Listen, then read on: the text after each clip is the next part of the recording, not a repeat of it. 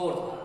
Fourth भाग में हम लोग आपको ये बताना चाहते हैं कि लेंस के साथ मानवनेत्र को कैसे जोड़ देते हैं, या ये कहें कि मानवनेत्र कैसे काम करता है, या मानवनेत्र में ऐसी क्या स्थितियां बनती हैं, क्या भाग होते हैं, क्या पार्ट होते हैं उसके, जिससे हम लोग नेत्र के द्वारा ही प्रतिबिंब को व्यक्त कर देते हैं।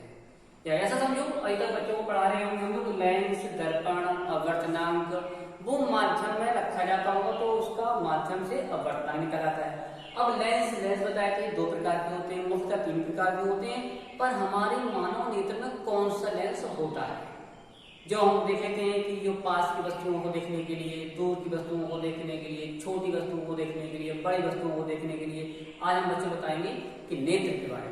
तो नेत्र कैसे कार्य करता है, इसमें कौन सा लेंस प्रयोग किया जाता है, इसके कितने भाग होते हैं, कितने पार्ट होते हैं, और उन पार्टों को कैसे एक दूसरे से रिलेट कर देते हैं, यानी कि जोड़ देते हैं, जिससे मान चल जाए मुझे कि मुझे दूर दृष्टि दोष है कि निकट दृष्टि दोष है। बच्चों को इसमें दोष पढ़ाएंगे। दोष क्या होते हैं? दोष होते हैं मुख्यतः तीन प्रकार के। कौन कौन होंगे? जरा दृष्टि दोष, जो बच्चों ने बहुत कम पढ़ा होगा, बच्चे जानते होंगे। एक होता है दूर दृष्टि दोष और एक होता है निकट दृष्टि दोष। निकट दृष्टि दोष क्या होता है? निकट दृष्टि दोष का मतलब होता है कि इसमें निकट की वस्तुएं हमें दिखाई देती हैं। दूर दृष्टि दोष क्या होता है कि इसमें हमें दूर की वस्तुएं दिखाई देती हैं।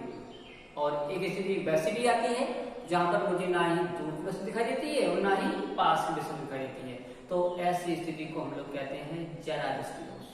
कुछ किताबों में ऐसा भी लिखा होगा जिसमें एक वर्णनांता होता है, रंगों की पहचान नहीं कर पाते हैं, वो भी हमारे किसी का पार्ट है, पर हम उसको दोष नहीं मानते हैं, हम लोग उसको रोग मानते हैं। रोग और दोष में अंतर है।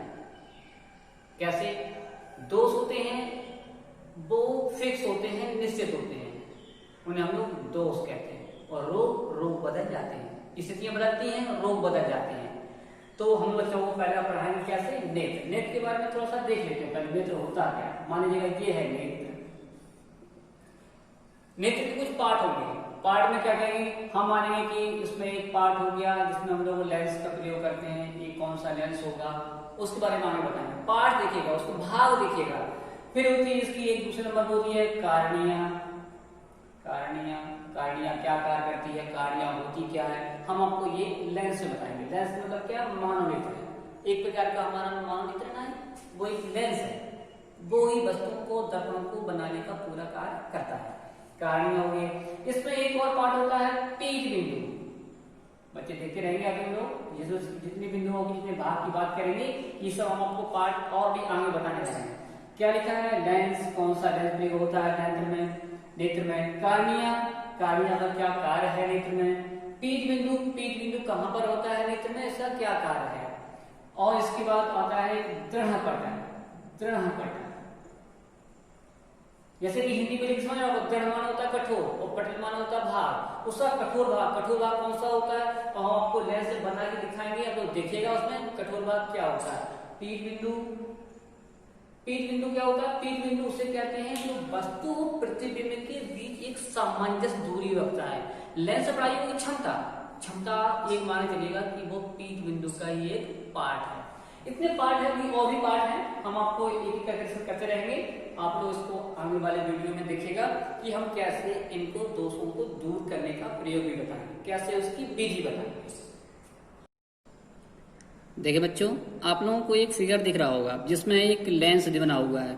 लेंस तरह का बना हुआ है और हम इसको नेत्र कहेंगे, पर इसकी आकृति बिल्कुल लेंस के समान होगी। लेंस दिख रहा होगा जहां पर आप लोगों को दिख रहा होगा, जहां डॉट लाइन दिखा रहे हैं, ये नेत्र है हमारा। नेत्र में छोटे छोटे पार्ट दे रखे हैं। पार्ट कौन से हैं? जैसे एक लेंस, तो ये छोटा सा पार्ट लेंस दिख रहा होगा, बच्चों को दिख रहा है ना ये लेंस, जहां से हम लोग पेन दिखा रहे हैं, तो ये लेंस पार्ट है। लेंस है और लेंस पे ही कौन सा लेंस दिख रहा है? इन बच्चों को लेंस पढ़ाया होगा, लेंस से बताते होंगे दो प्रकार के, अवतर और उत्तर। ये बच्चों को देखने से लग रहा होगा, जिन बच्चों ने लेंस वाला हमारा वीडियो देखा होगा तो उसमें देखा होगा कि ये उत्तर लेंस है जो किनारों पर पतला और बीच में मोटा होता है। उसके आगे ही लेंस के आगे पुतली लगी होती है, जिसको हम लोग कहते हैं कि कैसे ये पुतली, उस पर एक ब्लैक कलर का छोटा सा पॉइंट होता है, ये भी अपना एक कार्य करता है। कैसे? प्रकाश ज्यादा आता है तो उसको वो कम कर देता है, और जहां प्रकाश कम होता है तो पुतली हमारी वहां से हट जाती है। फिर उसमें लिखा है आइरिस। आइरिस के दो पार्ट होते हैं, बहुत छोटे छोटे पार्ट दिख रहे हैं बच्चों को, जरा देखेंगे कौन से।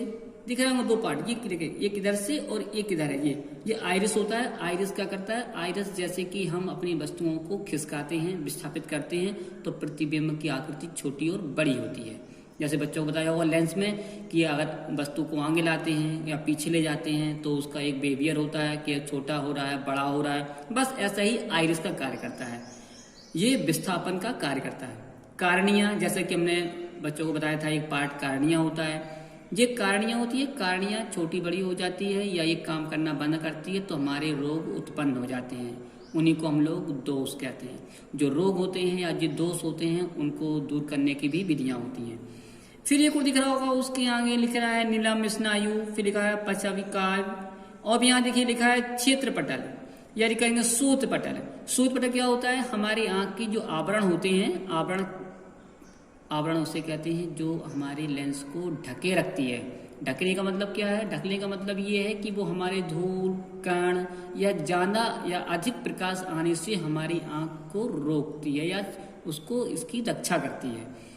ये रक्तकाएं हैं, रक्तकाएं क्या होती हैं, इनमें खून भरा होता है, रक्त भरा होता है जो कि हमारे लेंस पर एकदम से दबाव ना पड़े तो ये हमारे उसको नियंत्रित करती है। एक है रेटिना का पार्ट। रेटिना का पार्ट बच्चों को दिख रहा होगा, जी लिखा है रेटिना। रेटिना क्या है, रेटिना पर ही हमारे वस्तु का प्रतिबिंब बनता है, उसी को हम लोग रेटिना कहते हैं। ये रेटिना है। नीचे लिखा होगा आगे और एक गतिका है। गतिका में क्या है, दृश्य क्षेत्र होता है जो केंद्र क्षेत्र होता है जिसमें हम लोग प्रतिबिंब को बनाते हैं। फिर आगे देखेंगे बच्चे, एक लिखा है दृक् तंत्रिका। तंत्रिका क्या होती है, नियंत्रित करने की क्रिया विधि होती है, उसी भाग को हम लोग दृढ़ तंत्रिका कहते हैं, जो क्या करती है, नियंत्रित करती है। बच्चों ने अपनी आंख की तरफ देखा होगा, आंख का पिछला वाला भाग होता है उसको दृक् तंत्रिका कहते हैं। तंत्रिका क्यों, तंत्रिका बच्चों ने बायो में पढ़ा होगा। तंत्रिका एक हमारा एक ऐसा पार्ट है, ऐसा भाग है जो पूरे शरीर में संवेदनाओं को व्यक्त करने के लिए प्रयोग करते हैं। फिर नीचे आती है, लिखा है केंद्रीय धमनी। बच्चों ने पढ़ा होगा हृदय के बारे में, जिसमें रक्त सिरा और धमनियों का कार्य करते हैं। ऐसे ही यहाँ पर धमनियां हैं, क्योंकि अशुद्ध रक्त और शुद्ध रक्त को आना और ले जाने में सहायक होती हैं, तभी हमारी मांसपेशियां काम करती हैं।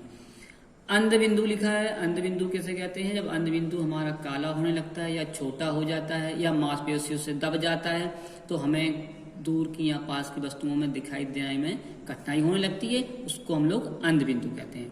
अब इन बिंदुओं को देखेंगे। लेंस लिखा था पूरा, ये लेंस क्या था, पूरे मानवनेत्र था, मानवनेत्र का पूरा पार्ट है ये, लेकिन सबके पार्ट निश्चित हैं। थोड़ा सा बताने का प्रयास करेंगे, बच्चे सुनेंगे थोड़ा सा। अंधबिंदु, अंधबिंदु क्या होता है, अंधबिंदु उसे कहते हैं जो कि दृढ़ पटल पर कोशिकाओं को नियंत्रित करता है, उसे हम लोग अंधबिंदु कहते हैं। जैसे लिखा है अंधबिंदु, ये बच्चों को पास से दिखेगा तो दिख रहा होगा, अंधबिंदु है ये। अंधबिंदु क्या है, ये तंत्र होती है, उससे जुड़ा हुआ छोटा सा पतला भाग होता है, पर ये काम करता है। कभी कभी देखा होगा कि मुंह धुलते समय पानी आंख में चला जाता है, पर हमारा अंधबिंदु ही बताता है कि हमारे आंख में कितनी जगह है तो वहां पानी कितना है, या कोई कूड़ा चला जाता है, कचरा चला जाता है, या ये कहें कि छोटे छोटे धूल के कण पहुंच जाते हैं, तो हमारा अंधबिंदु ही हमारे पीत बिंदु के सामने आ जाता है और हमें वो प्रतिबिंब स्पष्ट दिखाई नहीं देता है। अच्छा, अब लेंस की बात करते हैं। लेंस में ही उत्तल लेंस ही क्यों प्रयोग किया जाए इसमें, इसका क्या कारण हो सकता है, क्या रीजन है इसका? क्योंकि बताते हैं कि उत्तल लेंस उसे कहते हैं जो किनारों में पतला और बीच में मोटा होता है और जो छोटी छोटी वस्तुओं को बड़ा कर देता है। और हम कोई छोटी वस्तु होती है तो हम लोग उसको बड़ा देखने का प्रयास करते हैं।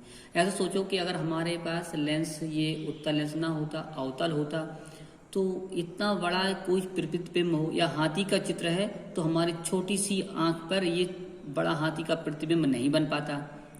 इसलिए ये छोटी छोटी वस्तुओं को बड़ा कर देता है। और अगर हम इसको आगे पीछे विस्थापित करें, जिसको आइरिस कहते थे हम लोग, आइरिस को आगे पीछे करेंगे तो ये लेंस से वस्तुएं बड़ी या छोटी दिखाई देती हैं। एक मुख्य पार्ट, इसका मुख्य पार्ट होता है रेटिना। रेटिना क्या करती है, रेटिना एक प्रकार का पर्दा होता है। जैसे बच्चों ने टीवी देखी होगी, टीवी क्या है, एक पर्दा है, पिक्चर देखते होंगे, उस पर चित्र आते होंगे, उसी को हम लोग पर्दा कहते हैं। ऐसे ही हमारी आंख का ये पर्दा है रेटिना, जिस पर हम लोग प्रतिबिंब बनाते हैं और प्रतिबिंब रेटिना पर उल्टा बनता है। पर हमें सीधा क्यों दिखाई देता है, क्योंकि हमारी आंख में लगा है एक लेंस और एक लेंस हम बाहर से देख रहे होते हैं। तो दोनों के जब एक को प्लस फिर एक को माइनस फिर एक को प्लस कर देंगे तो जिस स्थिति में थे उसी स्थिति में आ जाते हैं। तो वस्तु सीधी होगी तो मुझे वो सीधी दिखाई देती है, इसलिए रेटिना पर चित्र उल्टा बनता है, पर हम लोग बाहर देखते हैं तो ये सीधा कर देता है। कौन करता है सीधा? रेटिना। जो बच्चे बोर्ड वाले बच्चे होंगे वो जानते होंगे, अगर ठीक से रेटिना पढ़ ली जाए तो रेटिना फिगर कैसे बनता है, तो हम बता देंगे कि उत्तल है कि अवतल है, आभासी बन रहा है कि वास्तविक बन रहा है। अब हम बच्चों को इसी को अगले वीडियो में ये बता देंगे कि ये कैसे कार्य करती है, इसके क्या दोष हैं, इन दोष का क्या निवारण है, वो भी निवारण बताएंगे हम लोग कि कोई दोष हो जाता है तो क्या निवारण इसके हैं। ऐसे हम बच्चों बता चुके हैं कि दोष 3 प्रकार के होते हैं, निकट दृष्टि दोष, दूरदृष्टि दोष और जरा दृष्टि दोष। कहीं की किताबों में एक को लिखा है वर्णांता, जो भी ये दोष में आता है, पर हम लोग उसको दोष नहीं, उसको हम लोग रोग मानते हैं। तो अगली वीडियो में देखेंगे हम लोग इसी के और आगे नेक्स्ट वीडियो।